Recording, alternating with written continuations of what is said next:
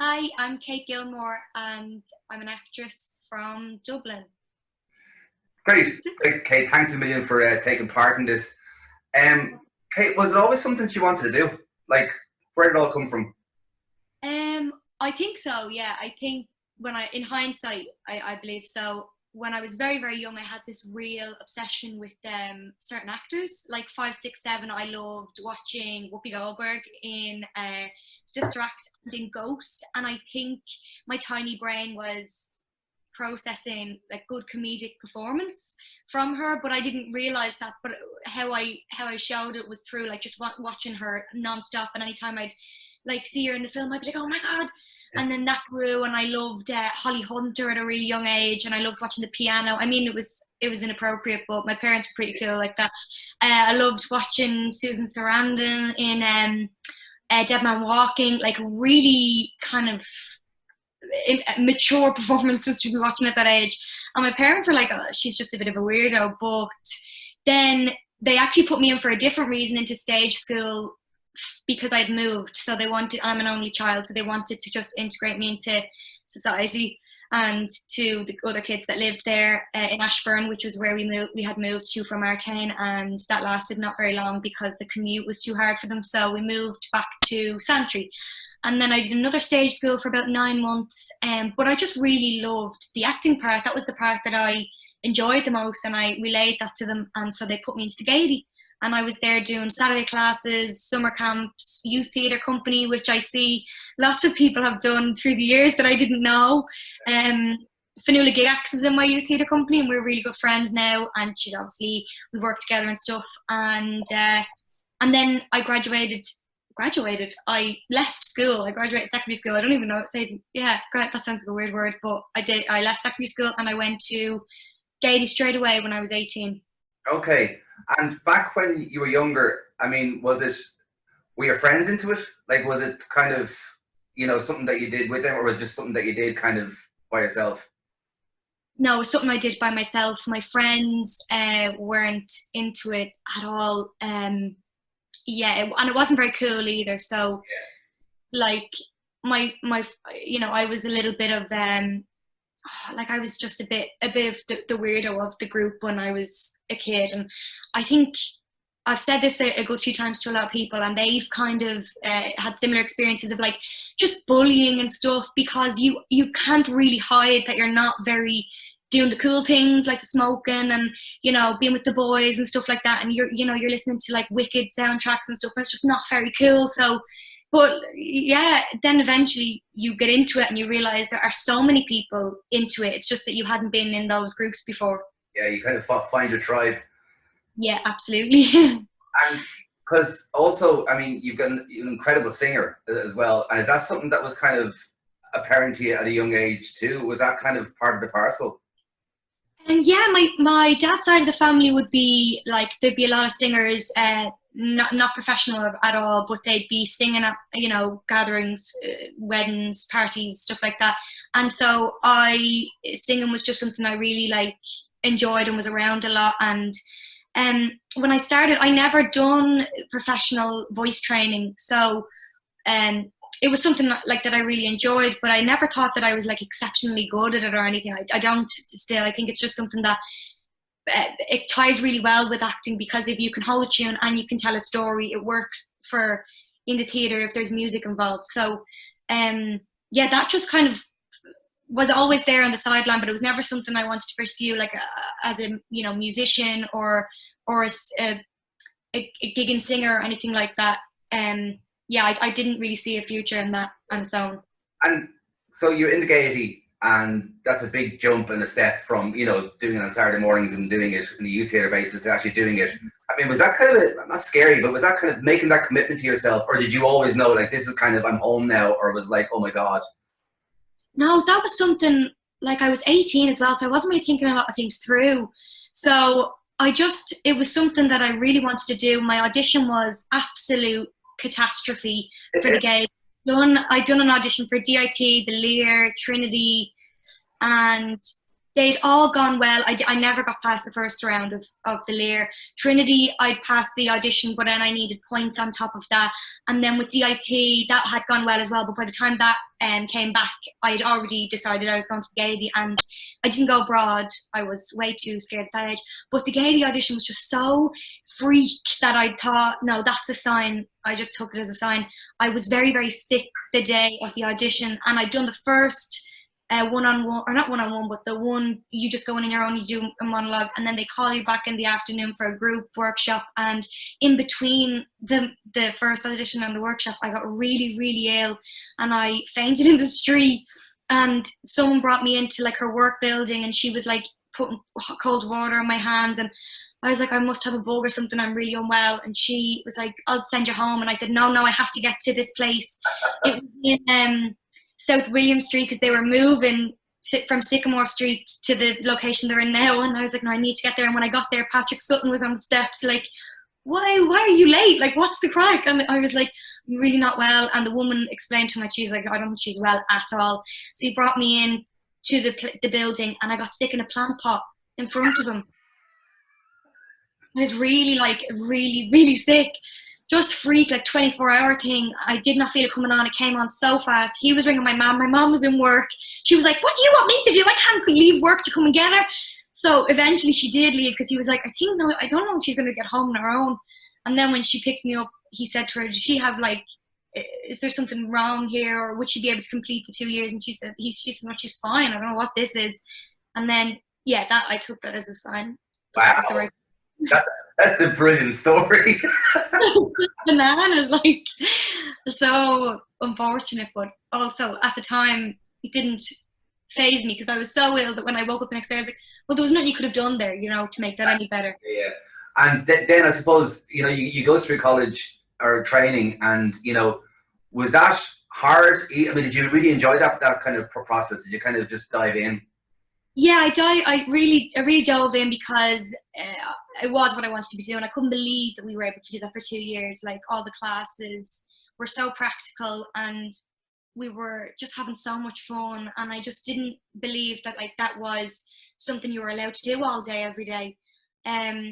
The only thing was, my friends at the time were in normal college, which meant they had freshers weeks and missing classes all the time, and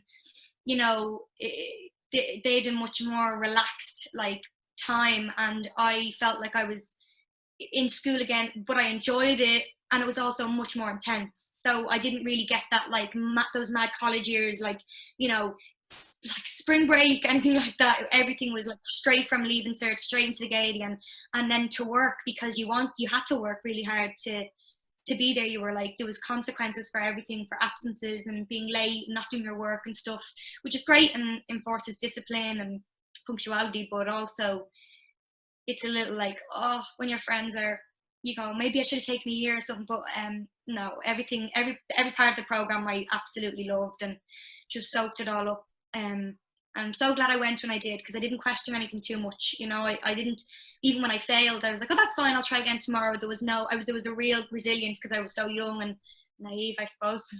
And Kate, I suppose before we get on to your career, what is it for you? What do you find when you're on stage? What kind of, when you wake up in the morning, you kind of, what is that feeling you're looking for? I don't know. I found it by accident, I think, because as I said, going into the Gaiety, my experience of drama was film and TV. Even though I'd done Saturday classes, which are theatrical, I hadn't an awful lot of experience in a theatre. So it just happened by chance that I fell in love while I was in there and while I was working on it. And by the time I left, I was just enamored by the stages and the people on the stages, and how alive I felt in there, watching and doing, and how much respect and grow I had for the performance and the depth of work they had to do to get to the place that I saw on the stage, and that there was no accidents. With film and TV, there's a lot of people who are found in the street and stuff and do phenomenal performances, because not all of it is about projection, things like that, practical stuff. But in theatre, there's none of that. There's no accidents. Everyone who's there really wants to be there. Everyone who's there has worked really hard to be there. and you have to work really hard to get it to a place where it works, because there are so many things that are have to be in play for a play to work.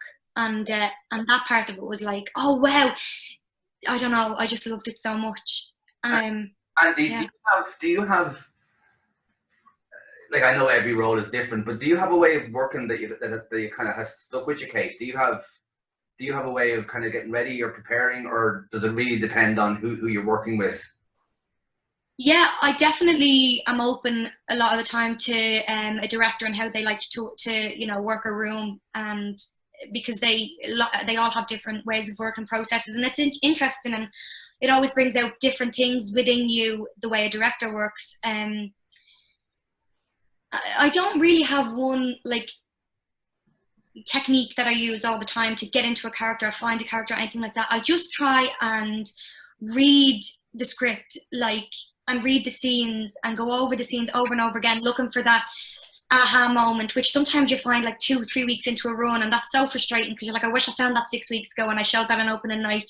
But like, that doesn't always work that way. No matter how much you work in a scene, something will always come to you 6 weeks later and you go, how did I not think of that? So I just read it, and then whoever's in the scene, that informs so much of it as well. I don't like to bring too much too soon, because I find that might put up a little bit of a wall, and then you have a performance that's your own and that's yours, and it's not really working with what's in the room as much. So I try and be as open to that as possible while being as prepared as I can. Yeah. And so talk to me then about kind of that big rude awakening of leaving the Gaiety into the industry. Like, what was that like? Well, a great man, Carl Shields, came into us before we graduated and said 10% of you will be working in 10 years. Just said, oh, fuck. Like, oh my God, that's the reality of it. Now, of course, we all, 20 of us probably thought, that's me. But it did. That was an awakening in itself. And he said to begin forming companies, and we had the tools for that because we'd been doing Manifesto, which is a great course in the Gaiety that makes you create your own work every week, no matter what. A piece of theatre, it could be dance, it could be silent, mime, words, like anything. They're a minute long, then they're 2 minutes, then by the end of it you're creating 15-minute pieces.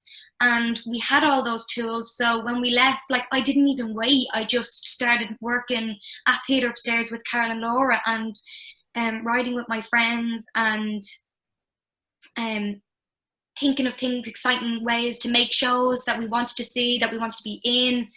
And when that happened and I kind of didn't think about the other stuff then came along later, like agents and jobs that you didn't have to write or produce, that came later. And the writing piece, I mean, I think, Carl and Laura have come up so much in these conversations, but I'm also interested in the writing piece, because that's come up an awful lot as well from actors who, for lots of different reasons, because they wanted it, or also because they were writing. Talk to me about that, Kate, for yourself, when that kind of started.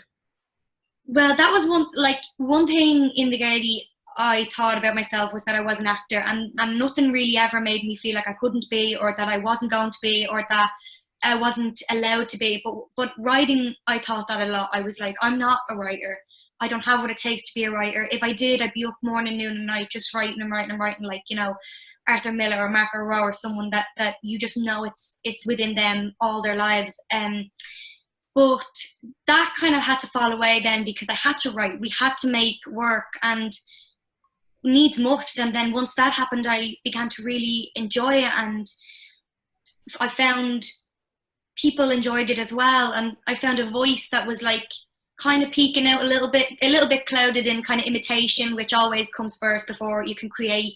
But there was a voice in there somewhere, and I followed it, and I did write then, and I made a show in a bag and stuff, and that was a really like rewarding experience. And yeah, I followed through on it. And now I think it's harder, because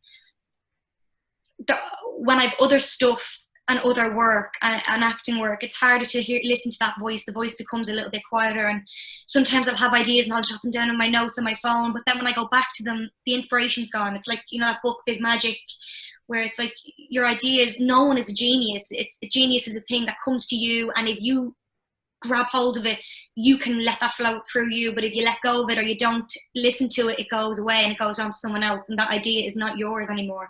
So sometimes that seems to happen nowadays when I'd be busy or maybe doing other stuff. But definitely I don't have that thing anymore in my head saying you're not allowed to be a writer. So you've done amazing work in the last number of years, you know, and some fantastic shows and fantastic performances.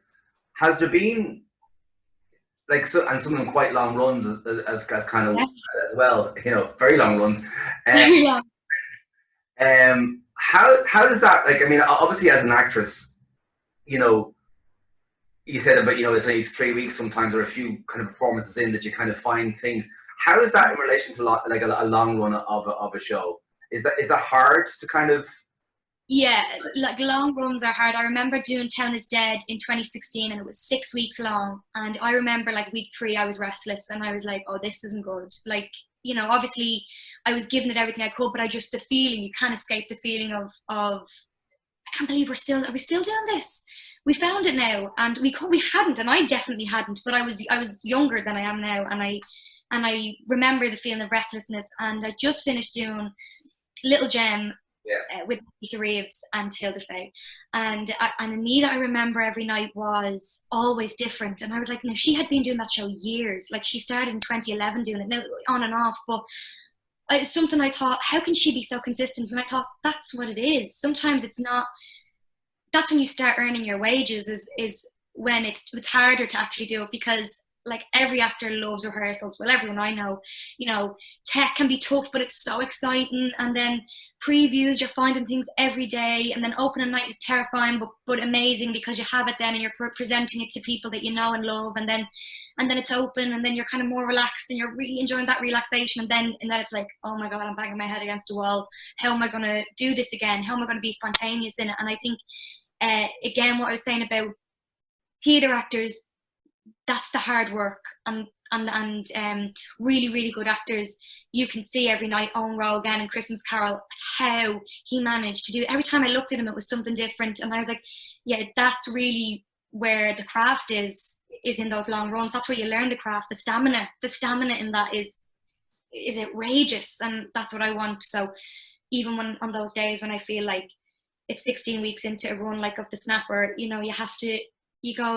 what can I find in this that's new? And sometimes you do mad stuff, like trying to find something and it's like, well, that didn't work. But there are beautiful moments, like maybe 14 weeks in, and you see something in someone, and it's just like, well, that's why you love it. That's why you keep going. Yeah, I mean, it's interesting because I think for me, you know, from directing and from looking from an audience in, it's like, it really doesn't matter in a way what the thing is, but that it's live. Do you know what I mean? That it's kind of living in the moment. And also for you, I mean, like the 4 productions you mentioned, there's a huge range of work in the last couple of years. You know, you know what I mean? And then you throw in Gatsby on top of that as well. Yeah. But like, you know, from highly ensemble work, like in Gatsby and Christmas Carol, to say, you know, ensemble work in, you know, with Hilda and Anita, but in a different kind of way. Yeah. And I suppose each of those bring their kind of challenges. And like for work like A Christmas Carol, say, like it was an extraordinary production, but in relation to the ensemble nature of that must take a lot of work in rehearsal process to kind of, you know, be all on point like that all the time. Yeah, that did really take an awful lot of work and an awful lot of trust as well, because no one could complete anything alone. Everyone was relying on everyone else the entire time. And the bells were like the epitome of that. That was the peak of everything. Because if you got something wrong, it would be like if you weren't listening in a scene. No, of course there's more margin for error in bells because that wasn't what we were naturally good at. But it was very similar to like listening in a scene, because and it was also funny that like once one thing went wrong, it was exactly, you knew who it was and you knew why it had gone wrong, because they either come too soon, too late, or with the wrong bell.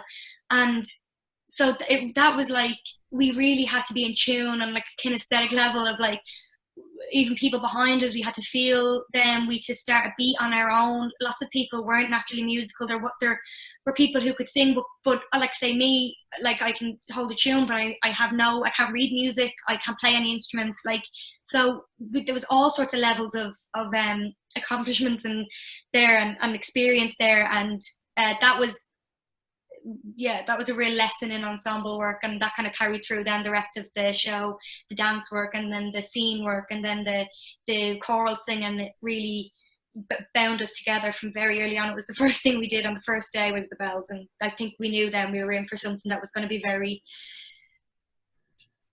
that was going to require a lot of trust. Yeah, I think that's really interestingly put, because, you know, as you say, that there was no margin of error in relation to. Well, sorry, there was a margin of error, but it was going to have a knock-on effect if someone wasn't there. Yeah.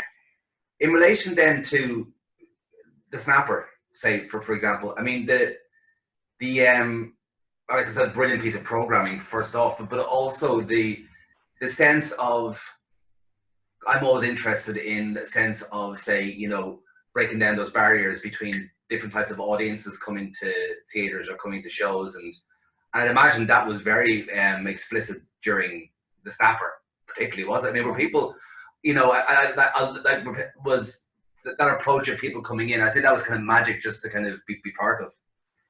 Yeah, that was fantastic, and that was one thing that made the show so interesting every night, were the audiences and how involved they became, and how it was just brilliant to see the difference between. I remember Hilda saying to me that she was looking out at the audience during Turpenny Opera, and some nights she would count the dicky bows in the audience, and then she would look out on the nights of the snapper and she'd be looking at people who were either sneaking chats with each other, or like sneaking out to go to the bathroom, or talking back at the actors, or, you know, like at the bar they gave the snapper cocktail was like I think it was a bottle of cider and a Guinness or something like that.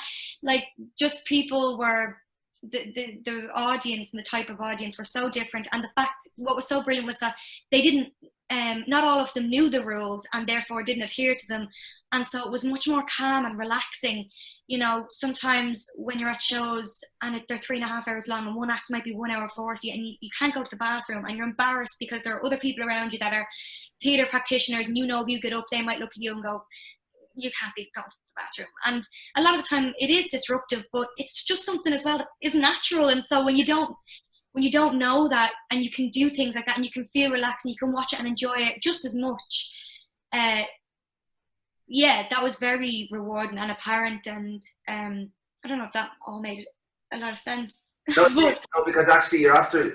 I remember when I started here, we kind of ended up doing a trilogy of Dermot Bulger shows, but the first one was From These Green Heights, which was about the families that lived here since Ballymun was kind of built back in the 60s. But we had a lunchtime performance that was sponsored by the local drugs task force, and I never forget Ray Yates, who's now the city arts officer, was kind of director here at the time. I mean, there was a guy sitting down at reception here, and everyone had gone in, and we went over and kind of went, "Are you going in?" And the question that he asked basically just kind of changed a lot of things in my head, or kind of made a lot of things make sense. He said, "What happens in there?" And that kind of, how dare we that are involved in the arts, or we that have access to the arts, presume that everyone should know how to behave? You should have made a great presumption there. I think that you're right, it's disruptive. You're right, you know, you can't have people going, you know, doing anything they want. But also people need to find the rules for themselves. Yeah, absolutely.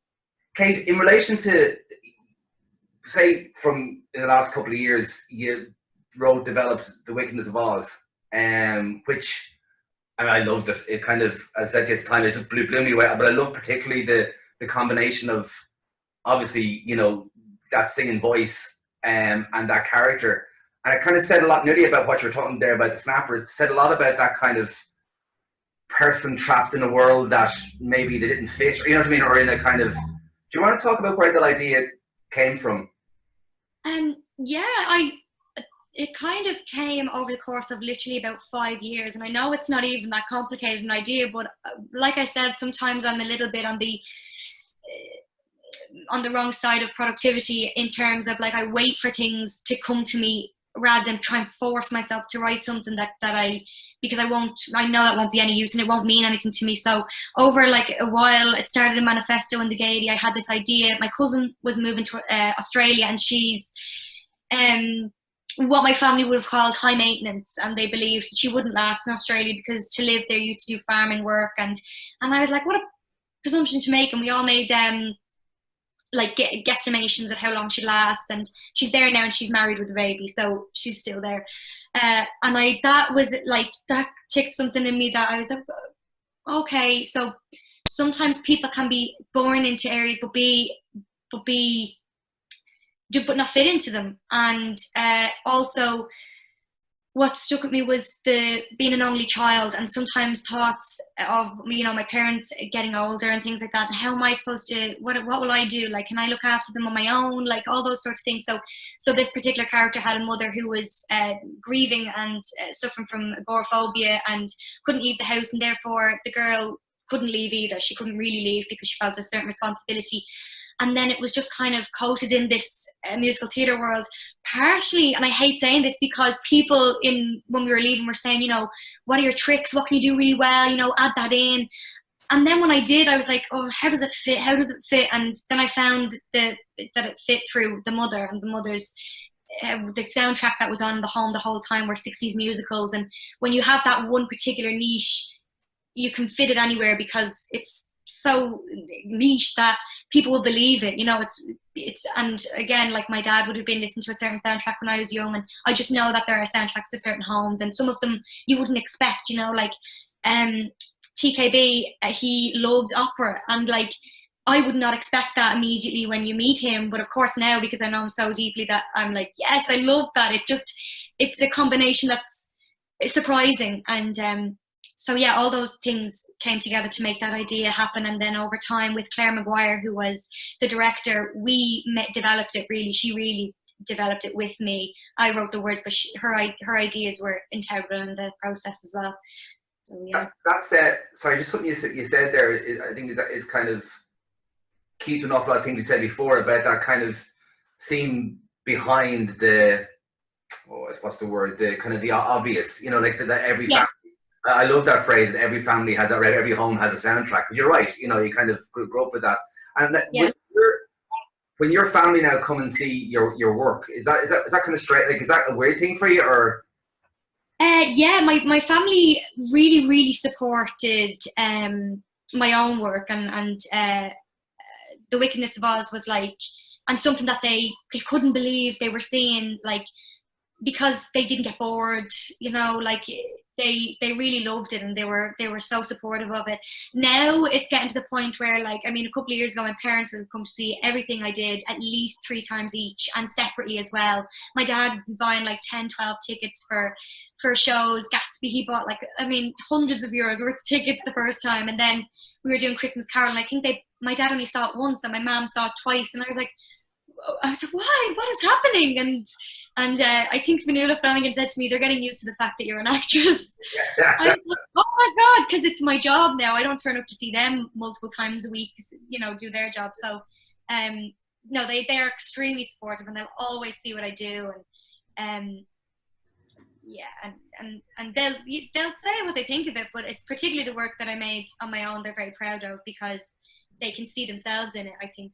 Yeah, and just a couple more questions and I'll let you go. But I'm really interested, is there work, not necessarily work on stage, but is there artistically stuff that you kind of go back to as touchstones? Like, is there albums, or is there shows, or is there movies, or is there performances that have stuck in your head that have meant something to you? Yes, and I know I won't be able to even remember half of them now, that really, but I do love, I love stuff like, I love watching Judy Garland's progression. Obviously it's so tragic, but I just love watching, because she is someone that when you watch her, is one of the first kind of that ilk that could really tell a story through a song.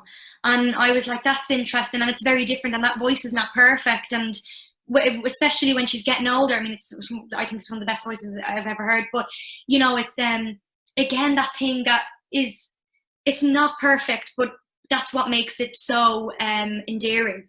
And so that sort of work, or like the work of I suppose Liza Minnelli, Cabaret, like Barbara Streisand, like people like that that have a real kind of whole talent that is like, they can tell a story through so many different mediums. I really look to that, because especially to help me actually like calm down, because there's not so much expected of you. Like, you know, when you're doing a play, it's not brain surgery. You know, you have to tell yourself that, because, well, for me, because sometimes it can mean the world. It can mean absolutely everything. If something goes wrong, it can devastate me. And so I need to go back to those kind of reminders that, you know, you are just telling a story. And then when you watch performers like that are just like beyond, and they can dance and sing and tell a story that is akin to any great theatre or film actor, that makes me go, okay, well, look what they can do. You know, you're capable of that if you really want to be. Yeah. And so just following on from that, like what does that feel like for people who don't never experience it? What does that feel like when you're in that moment on that stage and you know you're hitting it? Whether, you know, what does that feel like to you? Well, to be honest, most of the time when I come off thinking like, well, I really, I nailed that there. You're too in your own brain to have acknowledged that, to have done a really, really good job. You can have done a good job, and you might fool a lot of people into thinking, well, that's so in the moment. But once you have that secondary voice, which a lot of people have all the time, saying, you have to pick this up now, you have to do this. Once you have that going on, you're not really, really 100% hitting it. So I always think that when I get off and I go, I can't really remember what happened there, like that's good in some way. I don't, you know, that has to be good, because it means that I was in it and responding to what was happening. And I always think when something goes a little bit awry, there was a man whistling one night in Christmas Carol for one scene, and the minute it started, I could feel like the hot coming up on my ears, like something's wrong, something's going wrong. He's going to get up, or is he going to like leave, or is he going to confuse me? Am I going to forget what I'm doing? And that brings you back into the moment as well. Those things kind of bring you to the present moment. It can be so easy to be, you know, doing something and thinking about something else. So anything that can bring you right into 100% the moment, and you're thinking of nothing else, that's always when I know that it's working. Someone started whistling. Someone started whistling in the scene, yeah. I don't know what it was. It only happened for like 20 seconds. And when I came off, I was like, did anyone else hear that? And the stage manager was like, yeah, I thought I'd heard that. I thought that was you. I was like, I would not incorporate whistling into the scene like 12 weeks in. But yeah, it was. And Kate, just to finish off, I'm always interested in kind of, you know, people talking about their families, people talking about people that are friends that are not in the arts, and kind of, I suppose, how we best transfer, not necessarily our love for it, but kind of, you know, the importance of it to people. Do you think there's better ways of us doing that? I think the Snapper was actually a really, really clever move, because it made people excited about going to see something in a theatre they might have never been to before. And that is the key to involving them, is to make them want to go to something, to make them excited, dress up and go, instead of like, a lot of the time it's us supporting each other, which is great, and I really like appreciate it, but you're not bringing people outside of that world into the theatre all the time. And, you know, so anytime that you can get someone that's never been to a theatre before into a theatre, and excitedly into a theatre, and not, there was a lot of what was it maybe Gatsby, the second time we all noticed that there were people there that had booked, maybe one per group had booked the entire group, and so not all of them wanted to be there 100%. There were maybe work parties, there were friendship groups where like one was like, wow, and the rest of them were like, where's the bar? So that made me aware of like, oh, there is no point in talking to some of these people because they just do not want to be here. Not all the time, but some of the time, and it's very obvious when that happens, and you can't penetrate them. So if you can get people in, if you can make work that makes people want to go and be excited about turning up, then you're really reaching them.